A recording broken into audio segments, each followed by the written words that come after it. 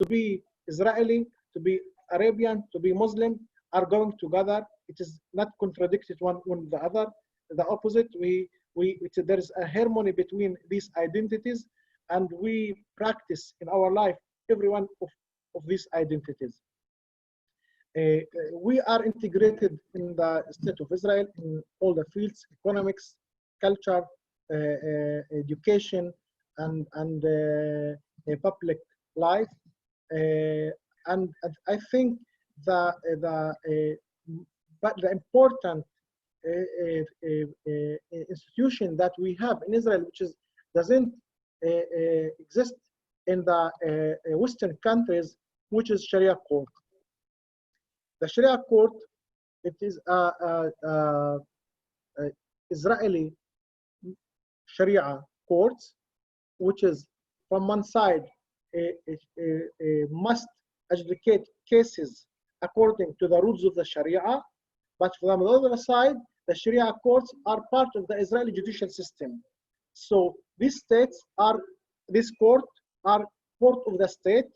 They are part of the state, but they are following the rules of the Sharia. They are applying the rules of Sharia only. So it means that we are committed to the rules of the religion, of our religion. The Israeli judicial system based on the Ottoman law. So, as you know, in 1914, there were the First World War, and it was at 1917, 18, and the Ottoman Empire drew out of our country, and the country were ruled by the British mandate. And the British mandate, when they got the authority to rule our country, our land, they decided to adopt the Ottoman law, to keep the continuous of the Ottoman law. So they accepted the Ottoman law. The Ottoman law continued to be a part of the British mandate law. And when the state of Israel were established in 1948, the Israeli legislator decided to adopt the British mandate law, which based on the Ottoman law. Now, as you know, the Ottoman Empire, it was Islamic state, which based on the Sharia, applying the Sharia. And the British mandate, the Ottoman Empire, they established the Sharia courts as the court of the states.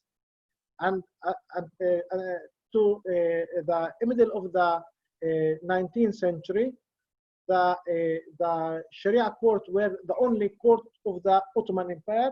Just after that, in the middle of the 19th century, they decide to renew to make reforms in the judicial system and in the administration of the empire.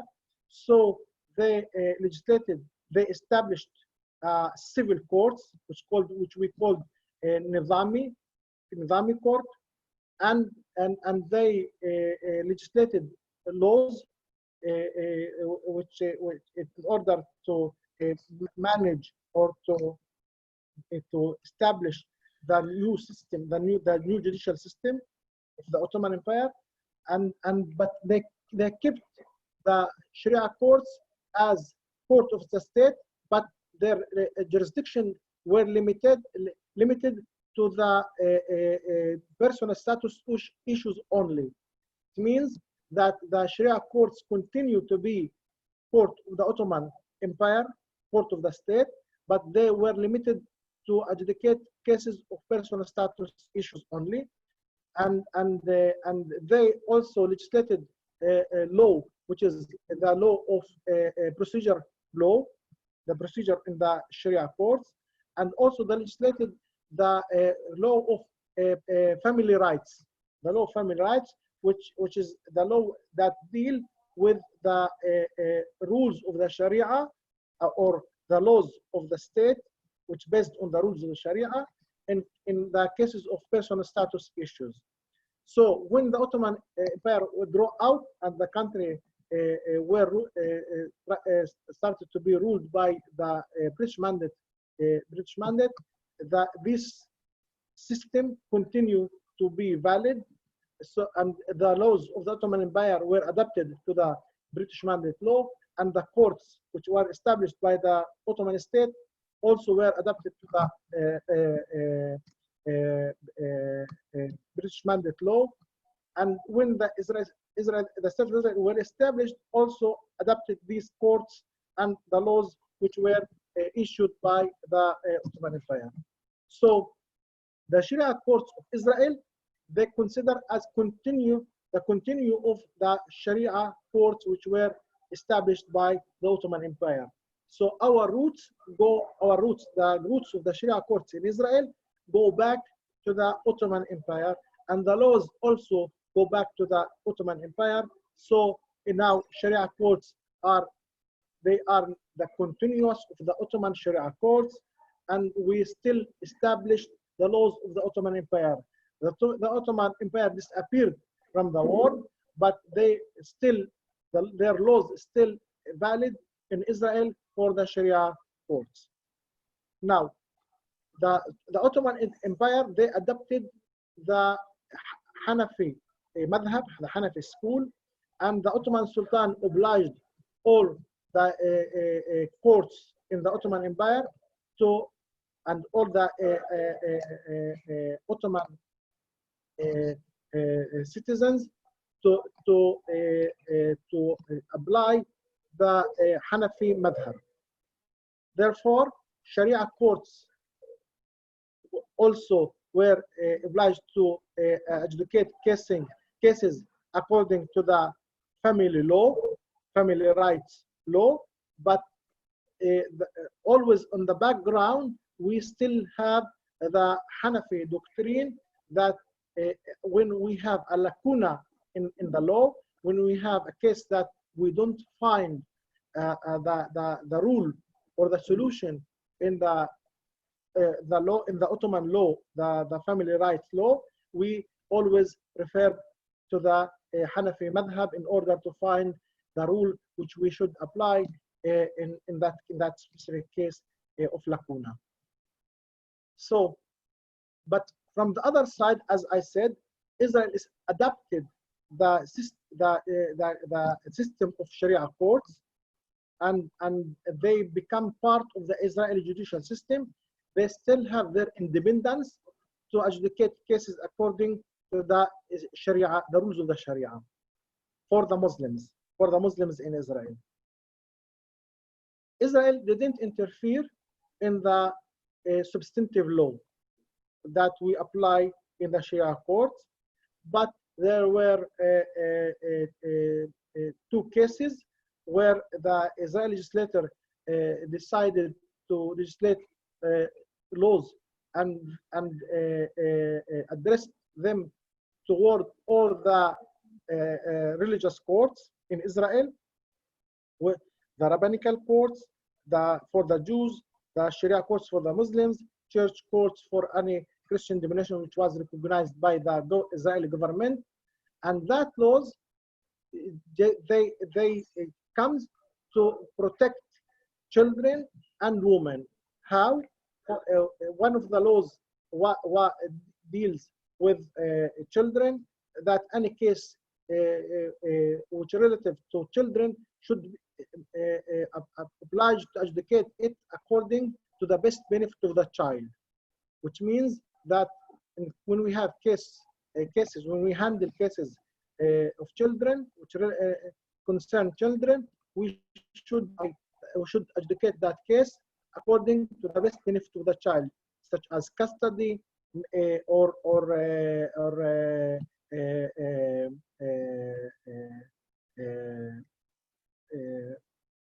of guardianship or guardianship. And also the other law deals with women, that religious courts should make equality between men and women, but they can have they can don't don't pursue that law if the partners agree to advocate according to the rules of the religion itself. Except these cases, Sharia courts still advocate cases according to the rules of the Sharia. We have a challenge in that two laws that I just described. We have challenge what to do when we have a case that the Israeli legislator decided to interfere and to oblige the religious court to adjudicate cases according to the civil law, while we have rules of the religious rules which are contradicted with the civil law. When we have a contradiction between the civil law and the rules of the religion.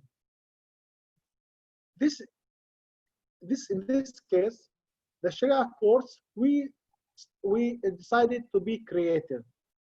How? We decided to apply both of them, to bridge between the civil law and the rules of the Sharia. How we did it? For example, cases of children, that we have our rules that says, for example, that a guardianship is only for the father, or custody should be with the mother to age 7 or to age 9, to age 7 for a boy and to age 9 for a girl. They should be under the custody of the mother. So these religious rules, the Sharia rules, are contradicted with the civil law. So we bridge between the two systems of laws, the religious law and the civil law, and we said that, in fact, even if we, in the first look, we see that there is a contradiction, but if we deals with the two laws, the religious law and the Israeli law, deeply, we will find that they are common, that they are not contradicted. Why? Because we ask ourselves, why the Sharia obliged us to adjudicate cases of custody according to the age of the child? It is just in order to achieve the best benefit of the child. It means that the Sharia, when the Sharia deals with custody or guardianship according to its rules, age of the child, the favorite of the father to have the guardianship, the Sharia did it in order to achieve the benefit of the child. It is just because of that. And the civil law says also the same, that should adjudicate cases according to the best benefit of the child. So we find that there is a common between, there is something common between the civil law and the rules of the religion, of the Sharia, which is that the benefit of the child exists in the Sharia and exists in the civil law. So we started to adjudicate cases according to the best benefit of the child, but best benefit of the child, it is a principle. It is, and you should follow it by meaning. You should interpret it. What does it mean, best benefit of the child? Who decide what is the benefit of the child? So the one who decide is the Qadi of the Sharia Court, the judge of the Sharia Court, who should decide what is the benefit of the child. And when we are looking in, when we are handling cases like that, we interpret it and we give the meaning of benefit of the child by Islamic interpretation or by Islamic meaning. So we decide what is the benefit of the child according to the Islamic interpretation and the Islamic meaning. So we apply the principle of the civil law which is the best benefit of the child, but the meaning are Islamic meaning. The interpretation are Islamic interpretation. So from one side, we obey the legislator, the Israeli legislator, but from the other side, we didn't go out of the rules of the Sharia, and by that we are still advocating cases according to the rules of Sharia, but we still also, and from the other side, obey to the Israeli legislator, and we do both of them together. Someone appeals against that judgment to the Israeli Supreme Court, and that one said the Sharia courts are cheating you. They say that they obey the legislator and adjudicating cases according to the best benefit of the child, while they in fact applying the interpretation of the Sharia when they decide where in cases of citizenship and on a case which concern children. The Israeli Supreme Court said no, they are doing well. While they adjudicate cases according to the best benefit of the child, they are doing well, and it is their inherent jurisdiction to have their own interpretation for the civil law. So this approach were approved by the Israeli Supreme Court, that we are making harmony between civil law and rules with the Sharia.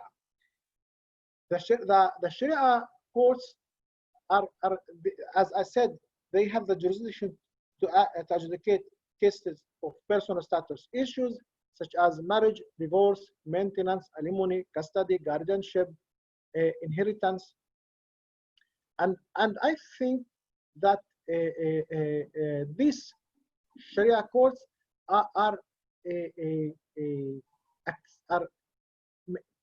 very, very important to the Muslim community in Israel. And the Muslim community look to the Sharia court as an institution which represent their own identity, their own religious identity. And they, besides being part of the public sphere, public Israeli sphere.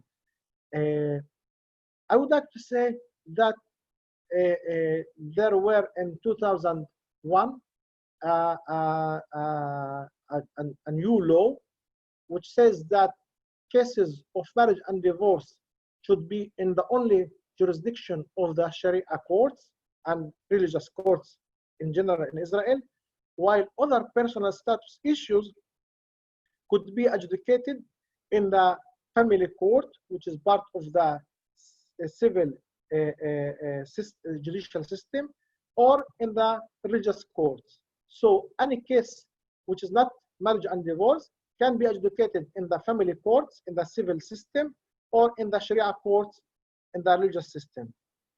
And it's open for the Muslims in Israel the way to start adjudicated in their own cases, in their family cases, in the Israeli family courts. But in fact, this law didn't change the situation for the Muslims in Israel, didn't make a big change. Why? Because the Muslims still brought their cases to the Sharia courts. Why? Because, first of all, Sharia courts adjudicate cases according to their own religion. The judge, the Qadis in the Sharia court, they know the rules of the religion. They are specialized in applying these rules of the religion in the specific cases, and they would like to preserve the rules of the religion to be the way how they solve their family cases. This is one. Second, because the Sharia courts are also understanding the language of the people, the Arabic language. We adjudicate cases in Arabic, which is the language of the Muslims in Israel. The judges, the Qadis, they understand the mentality of the people. They understand the situation in the Muslim community. And when they adjudicate cases, they take in consideration the mentality, the tradition, the situation of the Muslims. So this gives the Muslims to be comfortable of the adjudication process in the Sharia court, that understand all their life and their situation and mentality and tradition and also all of that. Third, because the Sharia courts are efficient, we adjudicate cases fast. Any case which can be adjudicated more than 6-8 months, maximum 1 year, and the case will be solved. So we are efficient. We are adjudicating cases fast than the family courts, and that people would like to end their cases fast as much as can, and we give them these services that the cases are not taking long time in the judicial process. Fourth, we are making justice between the couples. In general, I would like to say there are some stereotypes that Islam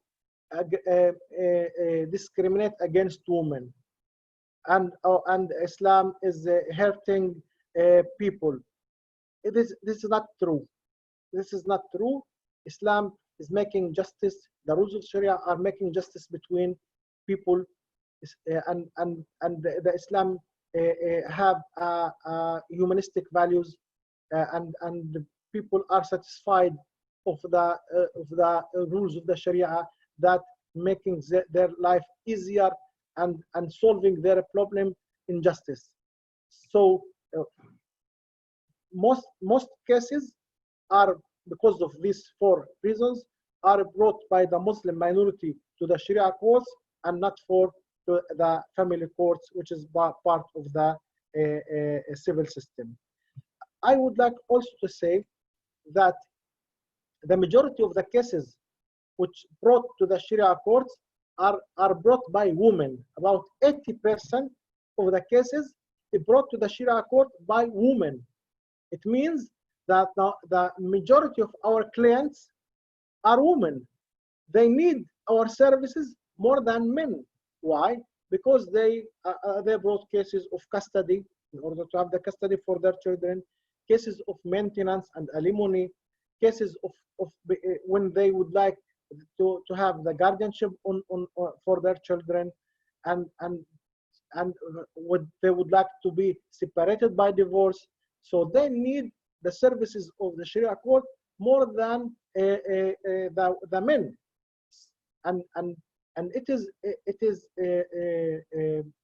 very interesting that the majority of the cases brought by women and the majority of the cases of Muslims are brought to the Sharia court more than it is to the family courts, which means that Muslim women in Israel are convinced that the Sharia courts make justice with women and give them the rights. I also would like to say that the Sharia courts, when we are talking about justice, for example, taking in consideration the specific situation of the Muslim in Israel, we apply the rules of the Sharia, as I said, according to the Hanafi doctrine. But also, we sometimes renew the rules of the Sharia in order to answer the challenge of the modernity by the Sharia itself, by the rules of Sharia itself. We are not going outside of the borders of the Sharia. We are committed to the basics of the Sharia, usul al-fiqh. And when we would like to renew our judgments and to have a new precedent, we are doing that by using the instruments of the Sharia and by the Sharia itself. I will give you example for that. If we have a Muslim woman which was married with a Muslim in America, Israeli woman was married with Muslim in America, and they were divorced in America by an American judge in the civil court, and she comes to the Sharia Court in Israel in order to approve the judgment of separation or judgment of divorce, which was issued by the American judge. What to do in this case?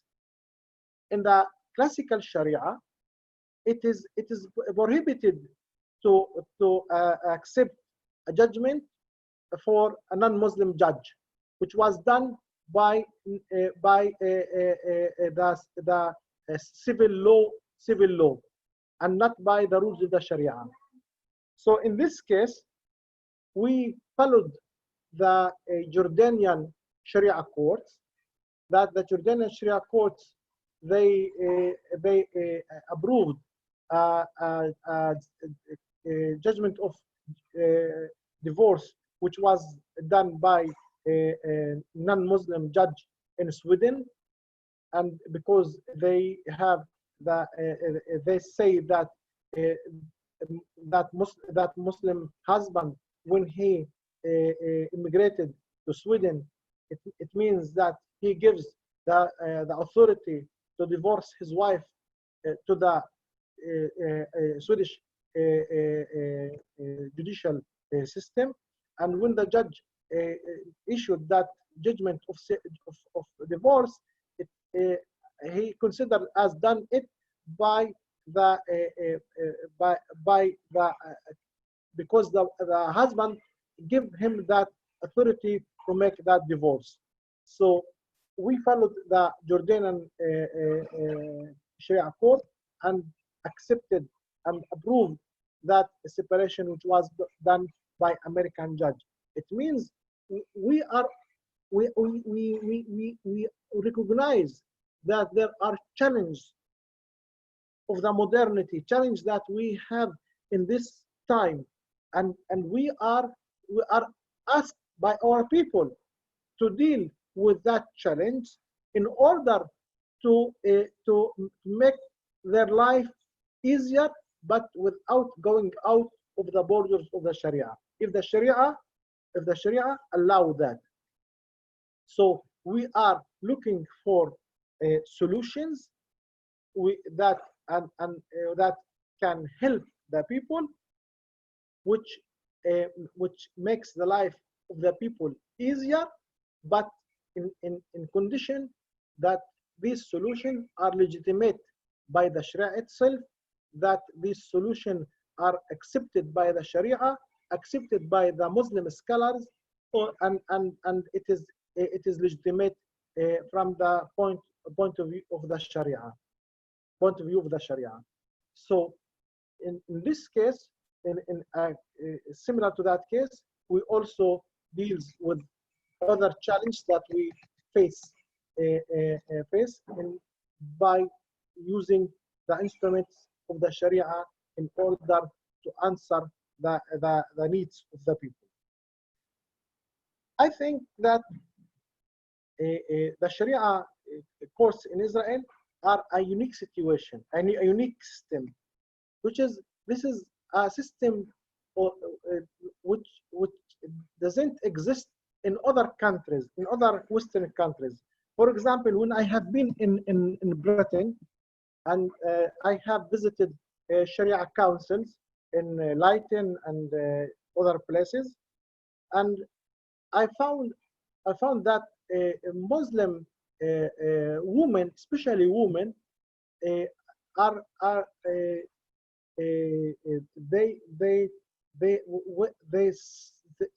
they suffer from the situation that they are going in when they have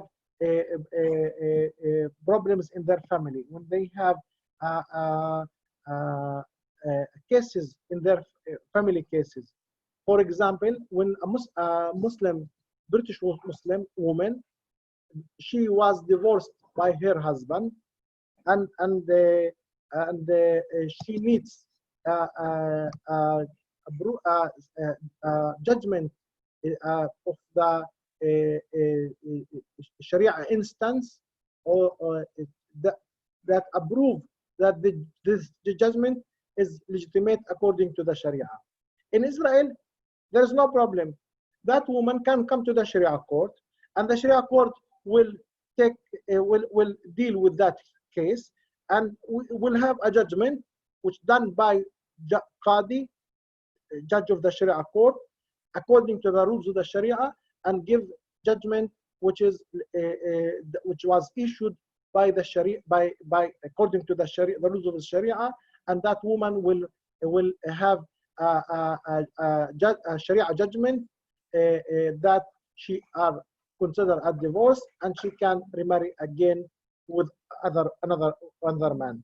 But in Britain, for example, Britain and other also Western countries, the Muslim woman, they didn't have this back of Sharia courts that she can refer to it in order to approve any judgment that she has from a civil court. So what she can do in order to have a judgment that this separation or this divorce, which was issued by the British judge according to the law of Britain, is also valid according to the Sharia. Where she can go in order to approve that judgment according to the Sharia, to have a certification that this judgment is also valid according to the rules of the Sharia. And I think that the Sharia Council that I have visited in Britain, they are trying to give answer for this need of women, but it is not part of the British law. It is something which was done voluntary by associations, by institutions, private institutions, which they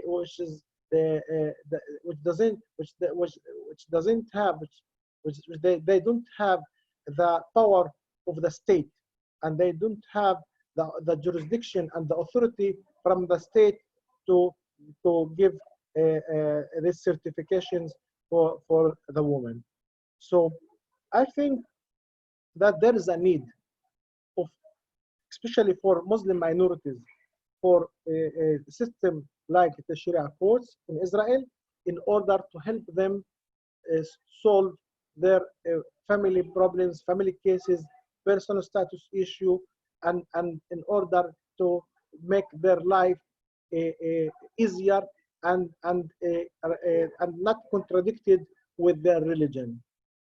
I know, for example, if we compare with a Jewish community, we know that the Jewish community, they have their own Beth Din, which also taking this rule and helping Jews to solve a situation like that, where they have a situation of contradiction between the religion and the state.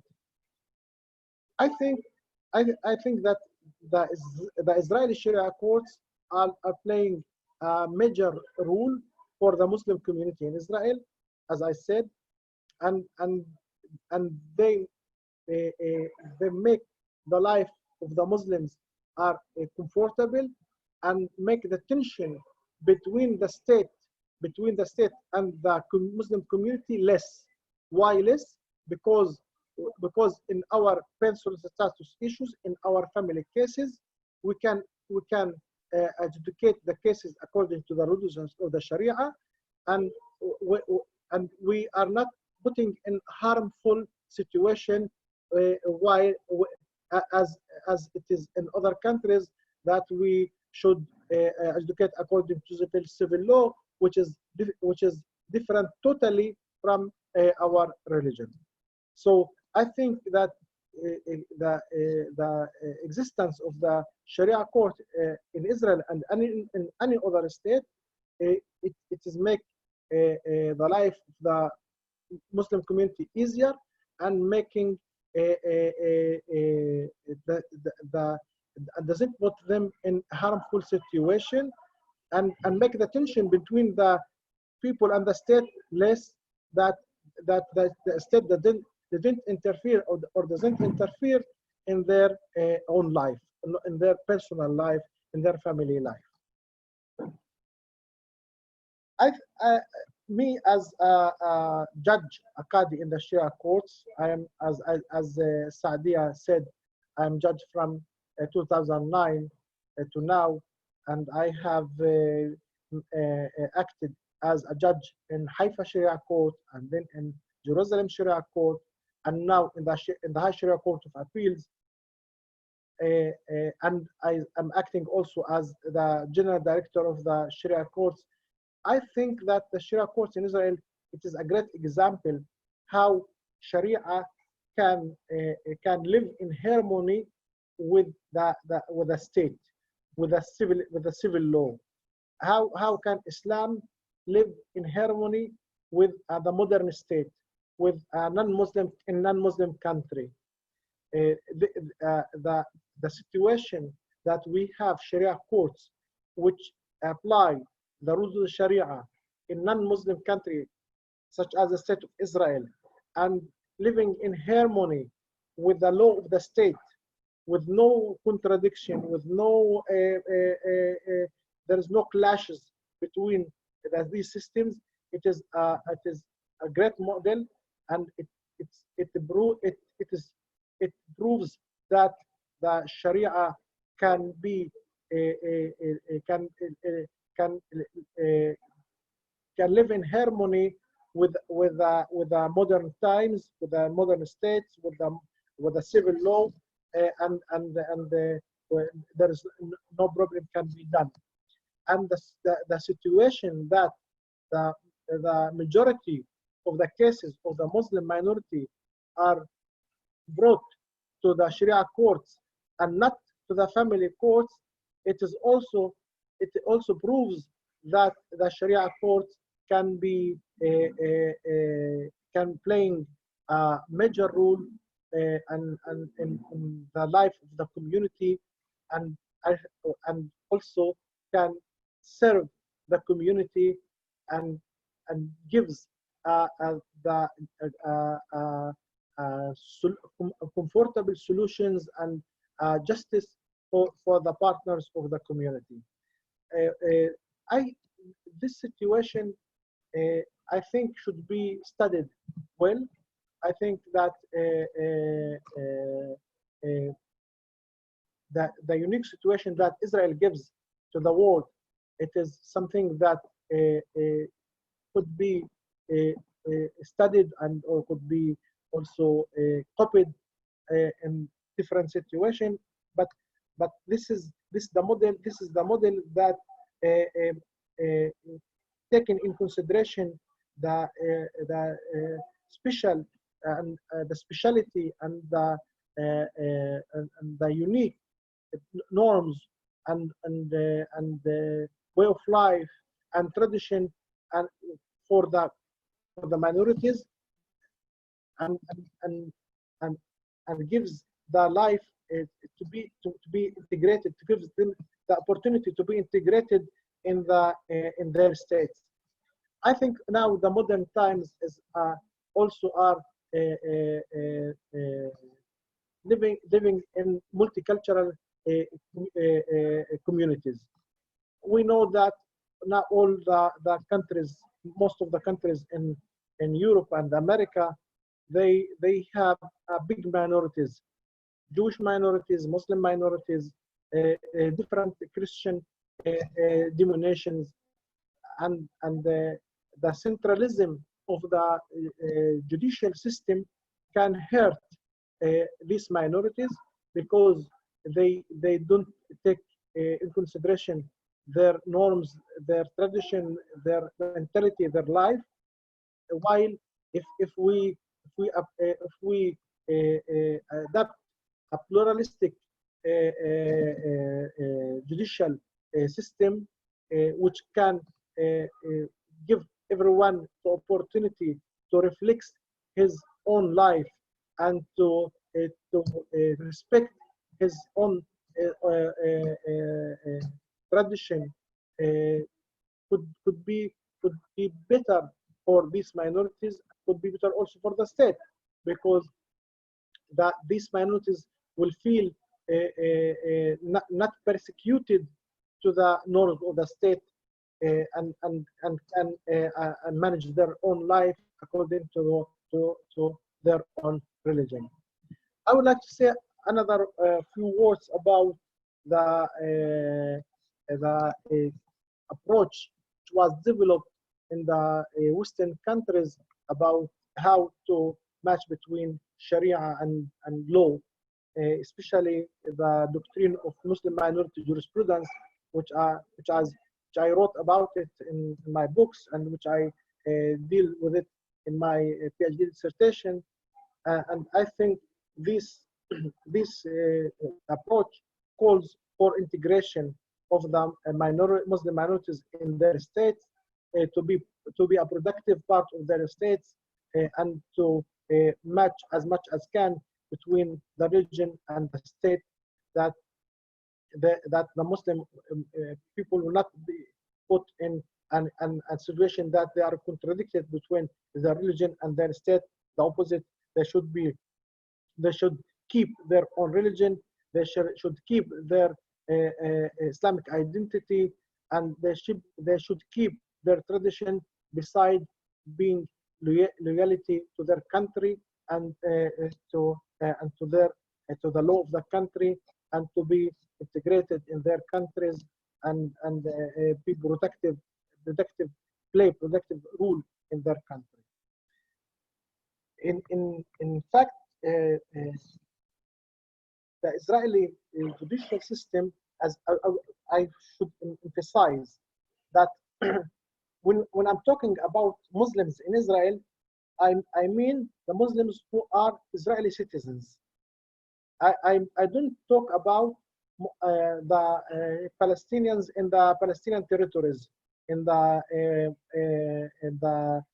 Palestinian, which they are under which are ruled by the Palestinian Authority in the West Bank and Gaza. We are different.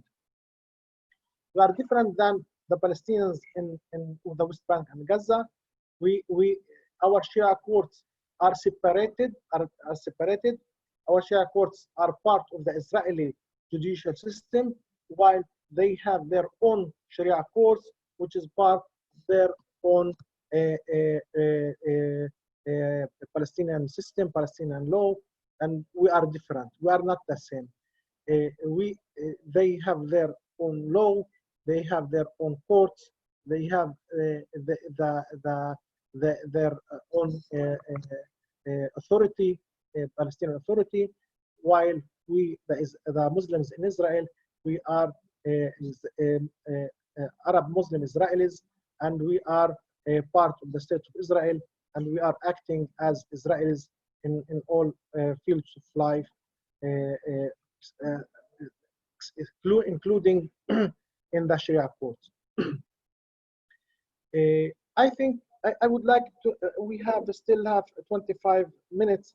If you would like to have questions that can wide the debate about these issues, I think could be useful.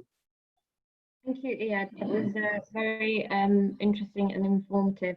There's a few questions that have been asked by some of the participants, so I'm just going to put them to you because they are still muted, just for interference purposes. So, I don't hear Saadi. I don't hear you talk. Go. Okay. So I don't hear you. Do you not hear me at all? It is not clear. It is not clear. Can you hear me now? No? Yes, now yes. Okay. So I was just saying, so I will ask the questions. There's some that have come in through our chat, and I will ask those questions from you. So just saying that, thank you very much. And it was really informative, and thank you for making the distinction between, you know, your citizenship in Israel and the Palestinians that live in West Bank and Gaza. So thank you very much for that. Just quickly, so so we've got 20 minutes or so before we finish. So we've had a couple of questions. One of them was around the age of the custody for children. So at what age is a child's preference taken into consideration when it comes to custody, or is it no matter what age, the best interest is of the child which is taken into consideration rather than the age? Yeah. And then what is the cost to that? Yeah. Okay. Now, after we have that law, that Israeli law, that civil law, which was addressed to the religious courts, we don't adjudicate cases according to the age of the child. Age of the child doesn't mean anything for us. Always we look after the best benefit of the child. What is the benefit of the child? In general, the benefit of the child to be with his mother. But if the father can prove for us that the benefit of the child is to be with him, even if the children are under the age of 7 or 9, he will have the custody. He will have the custody. Why? Because always we are looking, and the Sharia is looking for the benefit of the people, the benefit of the children. If they have a mother which hurting them, which using violence against them, and they are in age 2 or 3, should we keep the children with their mother which hurting them? No. We should take in consideration the benefit of the children, and if the mother hurt them, we should give the custody to the father. So cases of custody, the assumption is that the benefit of the children to age 7 and 9 is to be with the mother, but this is assumption. Anyone can brought proofs that this assumption is failed in a specific case, and the benefit of the children is to move to be with the father, not with the mother. We consider the age of the children as assumption that can be cancelled if the father prove against that. So the age of the children, it is not so important. It could let us know where the direction of the benefit could be with the mother, but again, it is not the only thing that we use in order to decide where the benefit of the child, because the father can prove for us that the benefit of the child is to be with him, even if they are in the age of under 7 and 9. Thank you. What that question was, is that what's the cost to it? I mean, is it a high cost? Is, you know, to all of this process? Again, I didn't understand the question. So, is there a cost to this? What is the cost? Can you hear me? I think it's yes. Yes. Continue, please. I think it's how much does all this cost to maintain the Sharia courts, really? How much this cost? Yes. By the budget, you mean the budget? Yeah, along those lines, yes. And how's it funded, I suppose, as well? Yeah, these courts are funded by the government. We are part of the Ministry of Justice, and the Ministry of Justice funded all the activity of the Sharia courts in Israel, the salaries of the Qadis, the judges, the employees, the buildings where we exist, and all the system that we use in the education process. All of this are funded by the Ministry of Justice of the State of Israel, this budget, the budget, it is exactly such as family courts, such as a rabbinical court, and I think it is legitimate that the government should invest in these religious courts, because it's part of its a judicial system. You see? Sure. Okay. Can you hear me? Yes. Now, yes. Thank you. Okay, brilliant. There was another question following on from that before we move on to the others. Oh, I've lost it. If you just give me a, so how is polygamy dealt with in Okay, excellent. Now, first of all, I should like to emphasize that Islam is a religion of monogamy, not polygamy. Polygamy are allowed in not for everyone, and there are conditions that should be fulfilled in order to have polygamy in Islam, such as justice between the women, such as the ability to finance all the wife and the children, such as the physical ability for the marriage, such as a reason why he should have polygamy, should remarry again with other women. There should be a reason why he do that. It is not absolutely absolutely allowed. There are conditions in the Sharia. That's first of all. But if we refer back to the Sharia Court of Israel, Israel gives the Sharia courts and other religious courts the only jurisdiction to adjudicate cases of marriage and divorce. So marriage in Israel recognized only by the religious courts.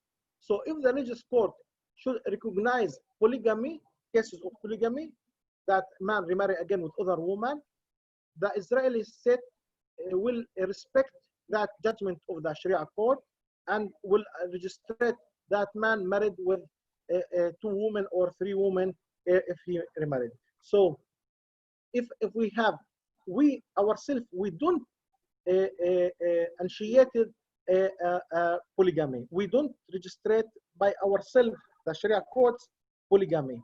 But if someone married with second woman or third woman outside of the court, in private, and then he comes to the Sharia court in order to approve that marriage, and we see that this marriage is valid according to the rules of the Sharia, we will approve that marriage, which is second or third marriage for that man, and this judgment will be registered in the government institutions and will be respected by the government institutions. But this man will break the law, the Israeli law, the criminal law, Israeli criminal law, which prohibited polygamy, and the one who marry with second woman or other woman, he will be punished in prison for 5 years. So from one side, the marriage will be recognized by the Sharia courts and by the state, but in the other side, he has committed a crime of polygamy, and he will be sent to jail for 5 years. So from one side, the Israeli law give the Sharia courts the jurisdiction, the authority to register, to approve that marriage which was done out of the court. But from the second hand, this marriage is considered as a crime, and who was committed on that, he will be punished by the criminal law. Great, thank you. So moving on to our next question. Can you hear me? Yes. Okay, so if civil courts and the Sharia law courts contradict each other on a case, does any of them have a higher regard or a jurisdiction both socially and politically? Excellent. In the situation that we have family court and Sharia court, and they have a parallel jurisdiction, it created a new situation which we call the race of authorities or the race of jurisdiction. It means if we have case of couple, one brought the case to the Sharia court and the other brought the case to the family court, where will be the jurisdiction to adjudicate that case? This case cannot be adjudicated in the both courts. So we have basics which say that in case of a race between the courts, the Sharia courts and the civil courts, where the case were brought first, there will be the only jurisdiction. It means if the husband was faster and brought the case to the family court, the case will be adjudicated only in the family court. But if the women were faster and brought the case to the Sharia court first, there will be the only jurisdiction to adjudicate that case. So we call it the race of jurisdiction because we decide which court should adjudicate the specific case, where the case were brought first. Which court opened the file first, Sharia court or the family court? And the court which brought to it the case first, they will have the only jurisdiction to adjudicate that case for that time and later also. And after that, if anyone would like to brought another case to change the judgment, he should be back to that specific case where the file were brought first. Thank you. And just moving on to the next question. Are the Sharia courts only civil courts? What about the criminal cases? No, our jurisdiction is limited for personal status issues only. We don't have the jurisdiction to adjudicate criminal law or any civil law even. Okay, thank you. I think this is just going back to the question around the custody of the child. Is the child ever asked about where they want to be, or is it always the Qadi who decides? Again? So we're just going back to the question around the child and the custody. So Yeah. is the child ever asked about where they want to be, or is it that the Qadi always makes that decision? No, the Qadi makes the decision, but the Qadi use the social workers in order to discover the situation of the family and to give a report for the Qadi about the situation of the family, the children, where the children would like to be with their mother or with their father. They also look after the children in their school, in their neighborhood, with their family, with their relatives, with their friends. So the social workers try to find, to explore all the situation of the children and the family. What's the relation between the children and their father and their mother, and then the social worker will recommend in front of the Qadi where he should decide the best benefit to the child and who should have the custody of the children. So we are taking in consideration this the recommend of the social workers when we decide in these cases. Thank you. And so the follow-up question to that was, we talked about budget and money. Is this free for the clients as well then? So if a family came up to you, would this cost be free to the clients that came to use the Sharia court? They will pay the fee, which is a small sum of money. It is like it is about 200 shekels or 300 shekels which is £6, 6 British pound, something like 6. Is a small sum of money, and so we believe that the court should be open toward the people, and the fee should be very few, in order to give everyone the opportunity to have this, to bring his case to the courts. And also we have assistance lawyers which funded by the state. The state give people who are not able to pay for lawyers from the state who can assist him, who can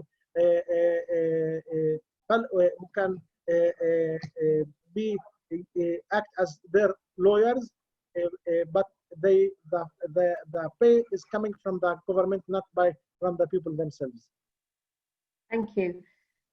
Next question. So we've got a couple, just last 2 questions, hopefully. So yeah. What happens if there's a couple who are of different religions who want to get married? So if it's a Muslim and a Christian, for example, what happens then? Is that marriage recognized in the Sharia court? Yes. In fact, in Israel, people can marry only from the same religion. So a marriage in Israel is managed by the religious courts. So Jews can marry only in the rabbinical courts. Christians can marry only the church courts. Muslims can marry only in the Sharia courts. So mixed marriage, we don't have mixed marriage in Israel. You can't have a mixed marriage in Israel. But if Israelis who belong to different religions would like to marry, they can marry outside of Israel, for example, in Cyprus, and then they have a certification of marriage according to the Cyprus law, and Israel will recognize that marriage and accept that marriage, because marriage should be valid according to the place of the marriage. So if the marriage are valid according to the Cyprus law, for example, Israel will accept that marriage, will recognize it, and will register it. So mixed marriage can be done in Israel just outside of Israel. In Israel, can be only people who belong to the same religion can marry in Israel. It doesn't mind if they are Muslims or Christians or Jews, because everyone should marry in his own religious court and between people from the same religion. Okay, thank you. We don't have civil marriage in Israel. Only religious marriage. Civil marriage can be done only outside of Israel. Okay, thank you. Okay, last question on here for me. So just before we move on, did you say, sorry, somebody just messaged me to say that 300 shekels is around £70. Is that what you said it was going to cost for somebody to apply for anything in the Sharia court? Again? You know, you talked about an amount for registering in the Sharia court. So 300 shekels is about £70. Pound is 5 shekels, I assume. 5 shekels. So yeah, 300 minor detail. 300. It is 60. Excuse me. It is not 60 pounds. Yes, thank you. I failed in calculation. No problem. I just wanted to clarify that. No problem. Yeah, well, okay. one of the participants has just clarified that for us. So thank you. Last question.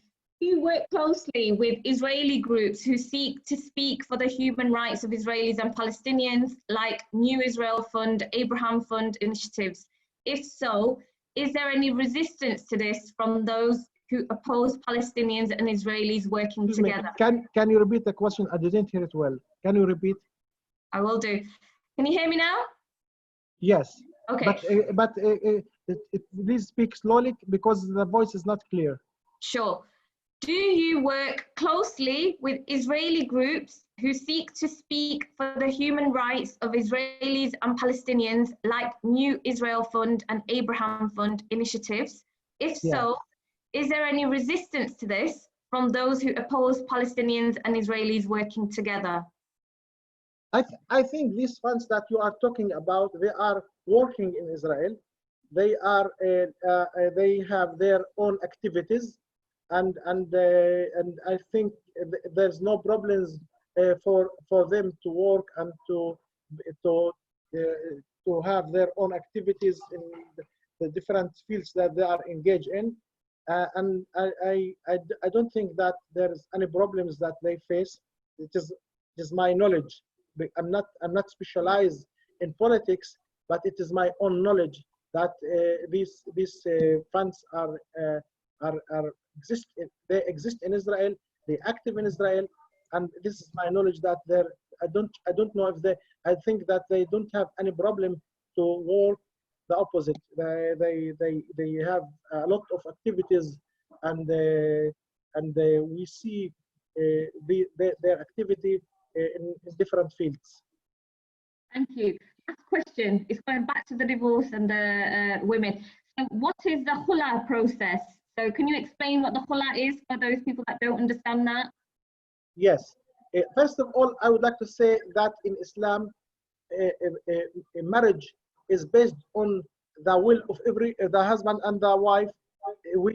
There is no marriage with persecuting. No, it is just if they agree to be married, the one with the other, then will we have marriage. And a divorce is the same.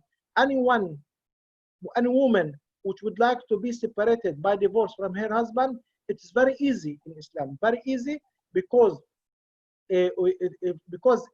divorce in Islam can be done by the husband himself or by the Qadi. The Qadi can separate between the husband and the wife, even if the husband doesn't agree or the wife doesn't agree for the separation.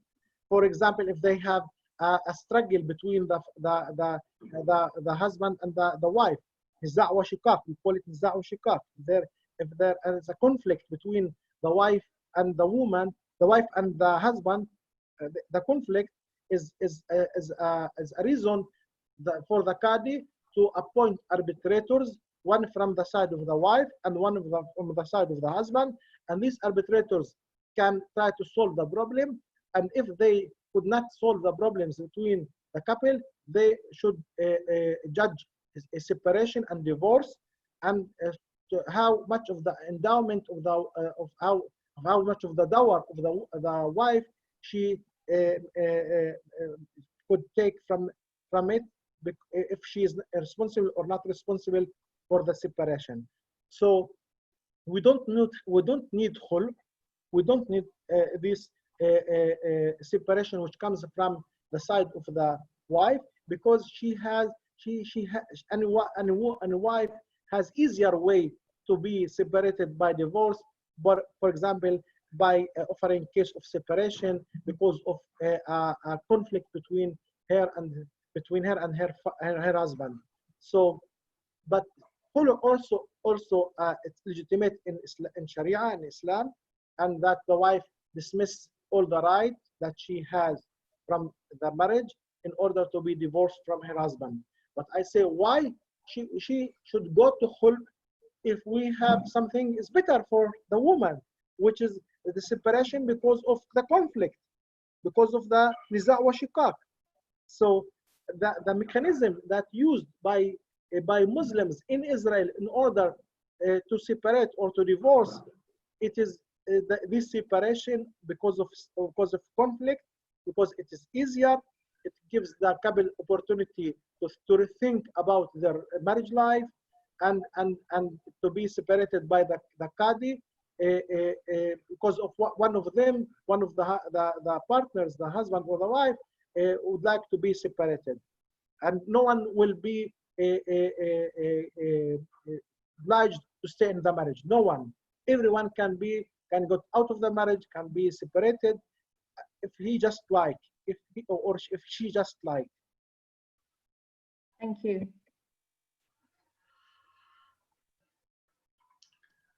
I'd like to come in and say a very big thank you to you, Qadi Iyad, and having heard you before, and I know other people have heard you before, very much wanted to hear you talk again.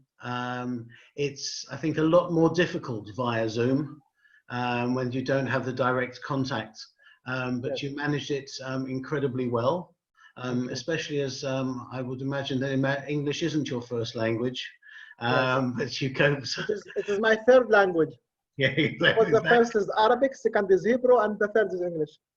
Exactly, and we are honoured and privileged to have been able to listen to you and ask you a variety of questions today. Thank you also to all those who've asked questions either beforehand or during this afternoon's proceedings. I do hope that everyone feels that their questions were answered. It's very good to hear that the Sharia courts have such independence and freedom to operate in Israel. I know that rabbinical courts do as well. There are often probably more disagreements about the balance of power between rabbinical courts and the Israeli government and Israeli courts and everything else. For those who know me as a Reform rabbi, I often have issues about what's going on. But thank you very much for giving up this chunk of time before the end of the fast today. And I think on behalf of everyone here, we are very, very grateful. As always, you have shed light on many difficult topics and interesting areas for us. And we do hope that we can do this again. It would be very nice to be able to do this in person, but I think we'll probably save improving our carbon footprint by doing it this way. But whether we can continue to help save the world and do that together and bring greater understanding between Muslims, Jews, Christians, and others, and people of other faiths as well, to troubled areas, just not just physically, but sort of emotionally and intellectually as well. So we are very, very grateful to you. I'm aware you probably need to go and prepare to open the fast, as do probably several others. But others in this country have a bit more time to do that. I think you've got like 8 minutes. Well, those in this country have a bit more than 8 minutes. Yeah. Thank you very much. Thank you. I think Jane wants to say something. Jane, do you want to unmute? No. So we will unmute everyone. So if anyone does want to just engage, and we're probably, so Dr. Iyad, you probably need to go and open your fast. So thank you everyone for joining in. Lovely to see some of you I haven't seen for a long time and might not get to see in person for a few more months. Thank you, Sadia, for coordinating, Vivian for helping organize this event as well, and very best wishes, Ramadan Kareem and Mubarak to all those observing, and the very best wishes, and stay safe, well, and take care to everyone else. So I'll unmute all, and for a few minutes people can talk if they want to. Thank you. Thank you very much. Enjoy your iftar. Inshallah. Assalamu alaikum, Qadi Iyad. Thank you. Hope to see you again. Hope to see you again. Thank you very much. Yes, definitely. Thank you. I'll be in touch. Thank you. تقبل الله منا ومنكم الطاعات. تقبل الله منا ومنكم الطاعات. وإياكم شكرا جزيلا. That wasn't my intention. I was just there as a chair and reflecting on what he described, basically, and he spoke about it. You want to mute? I'm sorry. I can see.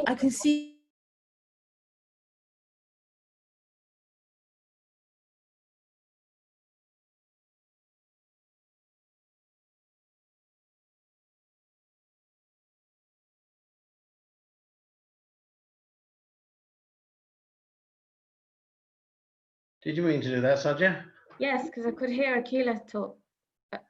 I could hear people having their own conversations. I think we're on speaker now. So do you want to finish the meeting, Warren? Thanks. We can finish the meeting. Yeah, I can also allow, if you want to unmute yourself to say something, please feel free to do so. Okay, otherwise. I just want, Assalamu alaikum, I just want to say hello and salam, shalom to Jane, Warren, Sadia, and Qadi. Hello everyone. And Qadi Iyad, just to remind him, he mentioned visiting the Sharia Council in Leighton. Of course, it was my honor to pick up Qadi Iyad from Central London that day. It's just because of your help. And I took you along to Sharia Council, so. Osama, he didn't. The Qadi did mention you before you joined the meeting. So in our pre-meeting chat. Yes, Yes. Oh, thank you. I'm very honored. I'm grateful of your assistance, Osama. No, barakallah fi. It was لا شكر على الواجب. It was very, very useful, very, very interesting, and it is written in my book Sharia and the Modern Era. All this trip in Britain and all these interviews that I made with Sheikh, your father, Suhaib Hassan, and all the other people. It is mentioned in my book, and it is. I hope you can read it and read it for your father in order to know how I talk about their activities and their personality also. Thank you very much. We're very, very honored. The funniest thing about our trip, I remember taking you. We went to Whitechapel as well, and Sheikh Haytham al-Haddad wasn't able to make the meeting of the Sharia Council, and he's of course Palestinian origin. But we actually bumped into him on the way to Whitechapel Ibrahim Community College, if you remember, which I thought was very amusing, but also proved there was a God. But it was nice that Qadi Iyad and Sheikh Haytham had a good chat, the Israeli and the Palestinian cleric in Whitechapel, which was great. Yes.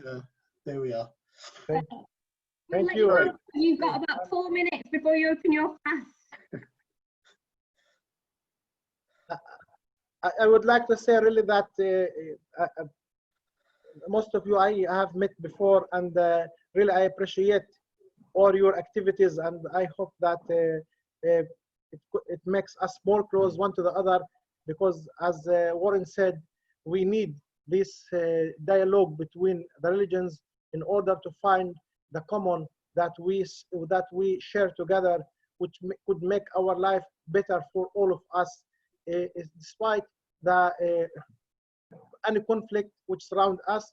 Let us talk religion to religion, values to values, and how we can make our life as people better and safe, and make prepare to the next generation that they will find the possibilities to live together better than it is. Thank you. Just because of the dialogue. Inshallah. Inshallah. Inshallah. Inshallah. Thank you. Thank you. Have a good night. Thank you. Bye. Bye. Bye. See you again. Hope to see you again. Inshallah. Thank you all. Thank you. Okay.